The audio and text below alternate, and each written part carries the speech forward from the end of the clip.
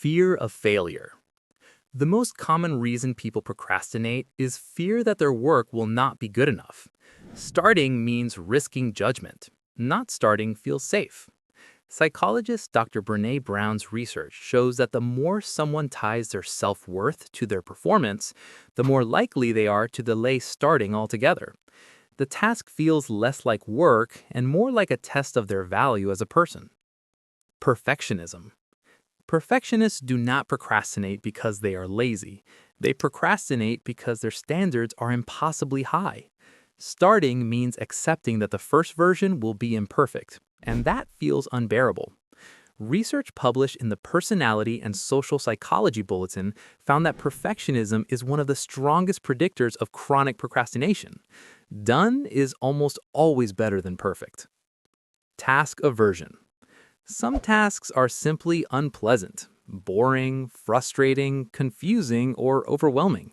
Your brain is wired to move away from discomfort and toward pleasure. When a task feels bad, your brain treats avoidance as protection. You are not being weak, you are being human.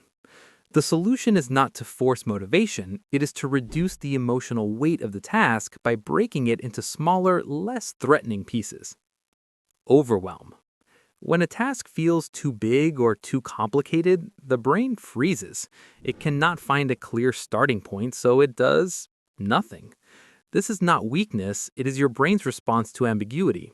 Studies show that vague goals produce significantly more procrastination than specific ones. The moment you define exactly what the first step is, the overwhelm shrinks dramatically. Low self-efficacy. Self-efficacy is your belief in your ability to complete a task successfully.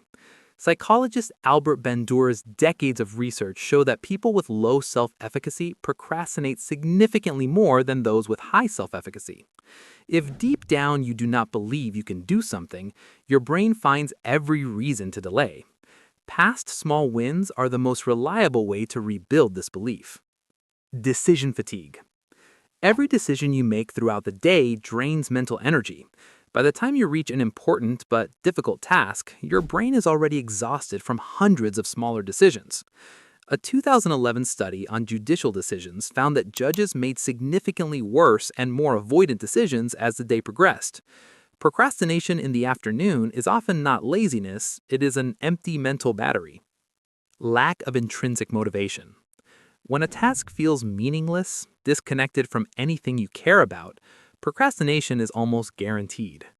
Research by Edward Deci and Richard Ryan on self-determination theory shows that humans are motivated by autonomy, mastery, and purpose. Tasks that feel forced, pointless, or disconnected from personal values are consistently delayed more than tasks that feel meaningful.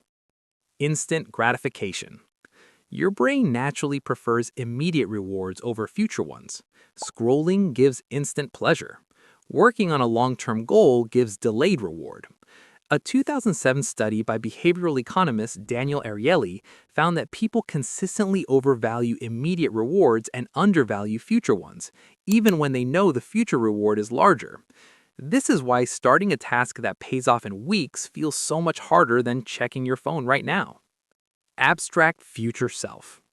Research by Hal Hirschfield at UCLA used brain scans to show that when people think about their future self, their brain activates the same regions used when thinking about a stranger. Your future self feels like someone else's problem, so you leave work for them. Deadlines, difficult conversations, important decisions. The more vividly you can picture your future self experiencing the consequences, the less you procrastinate today. Rebellion and resentment. Some procrastination is quiet rebellion. When tasks feel imposed, controlled, or unfair, delaying them becomes a way of reclaiming control. This is especially common in workplace and academic settings. Psychologist Neil Fiore calls this passive resistance, a way of saying no when saying no directly doesn't feel safe or acceptable. Depression and anxiety. Procrastination is frequently a symptom rather than a cause. Depression drains motivation and energy, making even simple tasks feel impossible. Anxiety creates avoidance as a coping mechanism. If you never start, you never have to face the fear attached to the task. A 2019 meta-analysis found a strong, consistent link between procrastination and both anxiety and depression. If procrastination feels uncontrollable, it might be worth speaking to a professional. Unclear goals. Uncertain tasks produce uncertain action, which is usually no action at all. Work on the project tells your brain nothing. Write the first paragraph of the introduction gives it a target.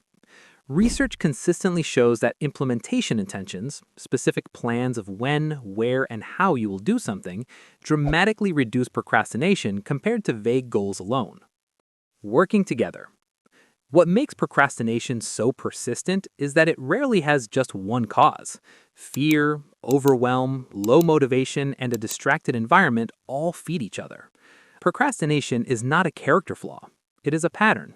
And every pattern, once understood, can be changed.